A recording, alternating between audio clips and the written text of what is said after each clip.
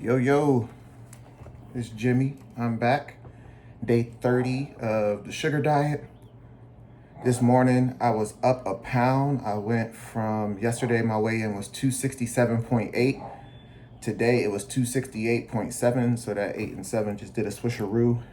And it made me want to talk about the scale and how in the past I really let the scale affect my mental health and my progress.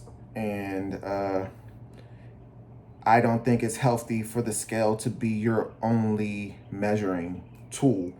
Because while I'm up a pound, I took my waist measurement this week. I took my waist measurement today, and that's down an inch. So I'm up a pound, but down an inch.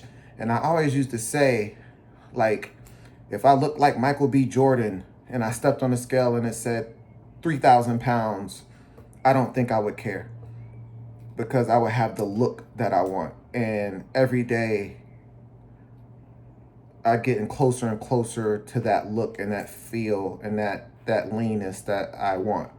So my waist went from, on May 31st, it was 48.18. On June 3rd, it was 48.07.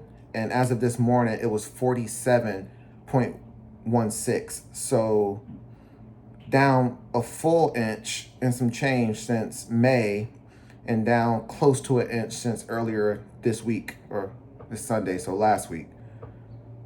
So it just got me reflecting on non-scale victories and how important that is to me to keep at the forefront of my mind when the scale's not giving me the feedback that produces that dopamine and gets me excited for the next day and gets me excited to keep it going. You got to find different ways to keep that motivation up.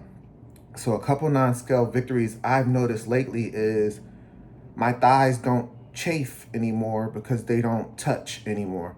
I walk miles and miles a day, which is new because I just have the energy. I'll sit around and I'll be like, I'm going for a walk. So I'll just jump up, take the dog for a walk, or I'll just walk up. I live downtown in a downtown area, so stores within walking distance, and I'll walk through the stores, get a soda, something like that. But I've just been moving. Almost by mistake. Every time I look at my step count, I'm a little surprised that I took that many steps. So thighs aren't chafing. That's a great one. I pulled a shirt out the closet. It was a really nice shirt. I think I got it from Forever 21 or H&M or something like that. I wore it. My wife washed it with hot water. This was 2 years ago. It shrunk. I could no longer button it. So for a while, I wore it open with like t-shirts or something, because it was that nice of a shirt to me.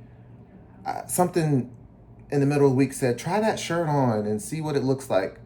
Tried it on. It buttoned up with room, and I was able to wear it to work. And I was just on cloud nine that whole day. It was the best feeling, way better than stepping on a scale that morning.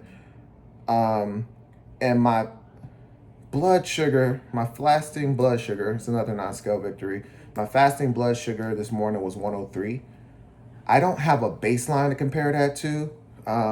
The last couple labs from doctors said I was pre-diabetic or close to it, like right on the cusp. So I know that's above the 100, but I know when I checked it since I've been doing this diet, because it's so scary, I've been checking my blood sugar. The highest I seen fasting was like 113, and that was literally a couple days ago. So for it to be that low this morning just made me feel confident. Another thing that makes me confident about this diet is taking my blood sugar 2 hours after eating a bunch of sugar, because my body is clearing the sugar very well. Those readings are coming back in the low 100s, or sometimes even in the 99s and in the 90s. And then my last non-scale victory is I'm down a whole belt loop.